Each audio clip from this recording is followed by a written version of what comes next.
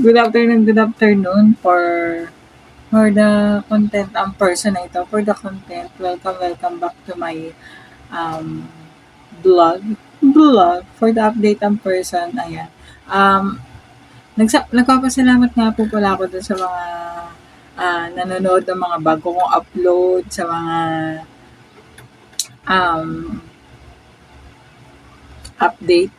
O di ba mag-update? Kasi hindi ako nakakapag-live ngayon eh. Wala akong nagiging live ngayon. Ang huling live ko ay nung nagpunta pa kami kay Nanang Skedo sa bahay nila. Ayun ang aking update na live.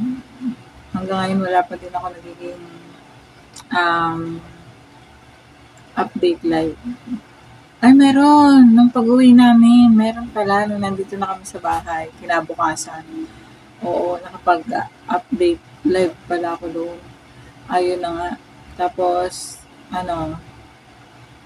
more on upload ako ng video na medyo sinisipag-sipag out ang mag-edit ng person na ito. Medyo bahagyang editing lang naman. At for today's video ay makwento ko lang din.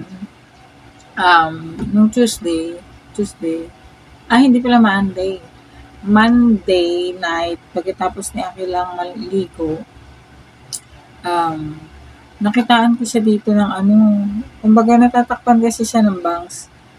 Nung sinusuklayan ko siya ng kanyang buhok, pag ng bangs, paghawi, ang dami niya na palang butlig-butlig dito.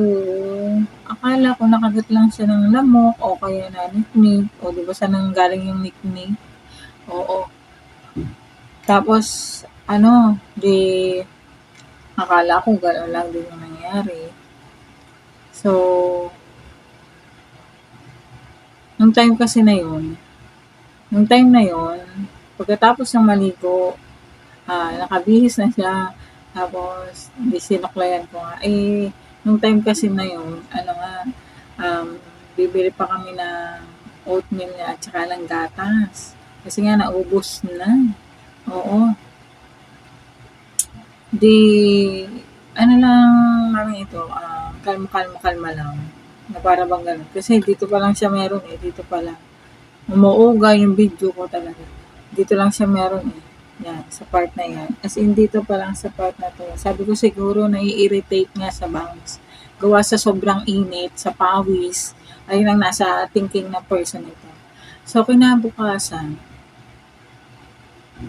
pagising namin, nakita ko na siya, may dito na siya. Pero pag may ganyang kagat na lamok si Aki, nilalagyan ko siya ng BL cream.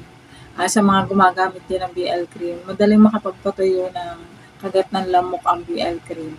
Sa mga nakakagamit din ng BL cream ha. Tapos ayun mo na yung nilagay ko. Kinabukasan pagising namin, meron na dito sa kabilang side, meron na sa kilay. Oo, dito, nanganganak na siya. Kumbaga dito meron na sa kilay, dito sa may mga dito talaga siya nagtumpok-tumpok ba sa part nito. Kumbaga sa taas. Pero nung nakita ko na din dito, meron na rin siya, dalawa. Tapos sa batok, meron na rin. Nakita ko na siya. Tapos sabi ko, hala, bulutong tubig tong tumutubo kay akin. Oo.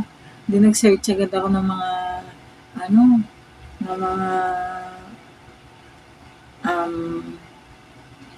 sintomas ng bulutong. Si Aki, siguro dahil nga sa ang immune system nito ngayon ay maganda. Thank you, Lord. Thank you so much po. Hindi siya nilalagnat. As in, ang lang sa kanya, Makati. Makati yung mga pinagtutubuan ng bulutong. Oo. Tapos siya, yung lumalaki yung butlig. Ayun. So, ayun na nga, for the panic na ang person na ito, syempre, mayroon lang ako ditong ointment ay yung sa paso. Yung pag napasok ka, yung ointment doon. Ayun muna ang nilalagay ko kay Aki kasi hindi pa ako nakakabili ng para sa bulutong talaga eh. Pero maganda naman at kumbaga yung ano, hindi na kumakalat as in kung saan lang parte nandun lang talaga sila, ayun ang kagandahan dun. Tapos ngayon, um, sabi ni Alvin bumili na kami ng ointment, oo, niyaya na ako ni Alvin. Sabi ko maligo lang ako kasi sobrang init, nakaligo na ako ng lagay nito pero binasa na naman ako, grabe na talaga yung init. Sobrang init day. Oh, ito na, bumili na ako ng ointment. Um, ito na ang nabili ng ointment. Dahil sa pagiging OA ko talaga at umalog na naman talaga, Diyos ko mo, ano. At OA talaga ako. Kasi nga ang binili kong ointment ay dalawa na. Isang lotion, isang cream. Itong isa ay aciclovir cream. Aciclovir cream. Ayan, antiviral yan. Antiviral. Ayan, 50 milligram. Ayan. Ayan. Para lang magkaroon kayo ng idea. Kahit mag-research din naman kayo, isa din ang aciclovir sa mga pampahe na ginagamit sa gluten. Para sa kati, oo. Ayan. Ito din, isa din, calamine, zinc oxide. Yan. Ito naman ay lotion, anti-pruritic. Yan. Ito, subok ko na to kasi nung nagka-foot mouth, hindi kasali yun. Foot hand disease si Akila. Ito ang isa sa mga ni-recommend ng pedya. Kay Ako. Kay Ako pa nagpapa-pedya. Siyempre, lalo na pag mga ganyan-ganyan mga ano na, hindi na,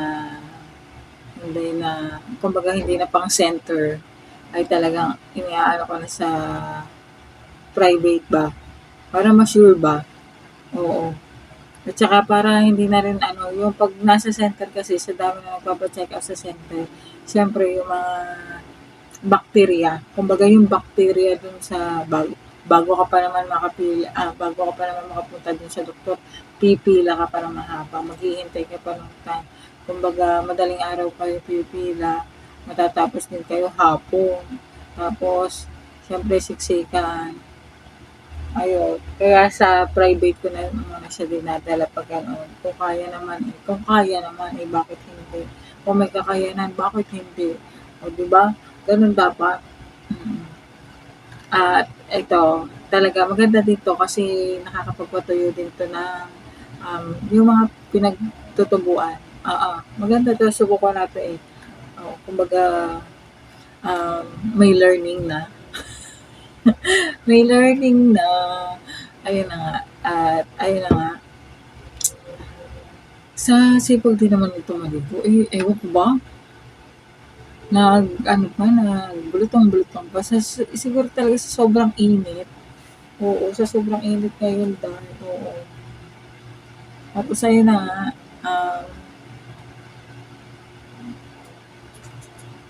Hindi kami makalabas. Ako lang pala nakakalabas. Siya hindi. Kasi nga, bulutong yun. Kaya, ayun. Ang airbag na ito, ang mami na ito, ang inang ito, ang napakawalang hiyang inang ito. Wala talagang hiya. Ayan. Ayun. Tutok na tutok ngayon sa ano. At gawa lang hindi biro din to kasi pag kumbaga kumalat talaga siya, baka nga kumano sa bibig. Ayun ang pinaka-iniiwasan ko din. At lahat naman, swerte na lang na hindi nagkameron ng gluten. No? Kami namang lahat ay nagkaroon na ng mga bata pa kami. Si AJ ng grade 2. Naikwento ko ba? Oo. Kaya si akin na lang talaga hindi nagkakameron sa amin. At isang beses lang naman itong mangyayari talaga sa buhay mo, sa buhay natin. At ewan ko na lang kung sino dito ang nag-ulit magbulutong. Ako naman hindi na nag-ulit. At mas maganda nga yung bakasyon pa lang. Bakasyon siya nagkameron, hindi yung kung kailan nasa school na saka pa siya tinubuan ng chicken pox. Sa English nga chicken pox ang matatawag. Nakapag-ulam pa kami ng manok kahapon. Oo, nakapag-ulam pa kami ng manok kahapon na para bang oo, sa totoo lang nakapag-ulam pa kami. Ayun na nga. At ayan sa mga nanay na yan, ang price nito na ang ASIC Luber para sa mga magtatanong at sa magkakaroon ng idea, binili ko to generic. Generic to ha, kasi ang branded ng ASIC Luber ay nasa 600 plus. Oo. Ang generic naman ay same din. Same din naman ang effect niya. Um, um, ang generic ay 350. 350 to. Andyan. 350 ang nagastos ko dyan sa Aciclovir. Tapos yung calamine lotion ay 60 pesos. Alam niyo ba, nagtingin pa ako nito sa online shopping. Ang nakita ko, kung magiging wise lang talaga yung mga nanay, sa online shopping, ang calamine lotion ay 69. Sa pharmacy ay 63. Ang 63 ba? Oo, 63. Tama ba? Oo, 63. Para talagang, ayun na nga naputol, nag-storage kinemerot ko. Oo. Ayan, 63 to sa pharmacy, 69 sa online shopping. Kung kayo ay sa online shopping bibili, pag naka-free shipping kayo, okay na. Pero kung hindi kayo naka-free shipping, hindi na. Kasi hassle din.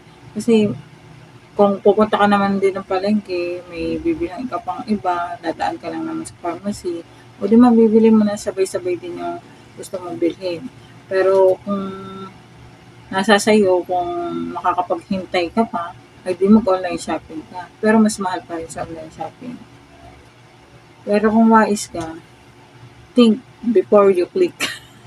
Ayan, for today's video, maraming salamat po ulit.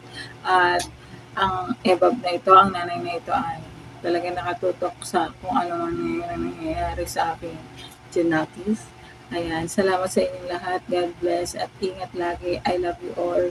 Thank you so much. Bye-bye po.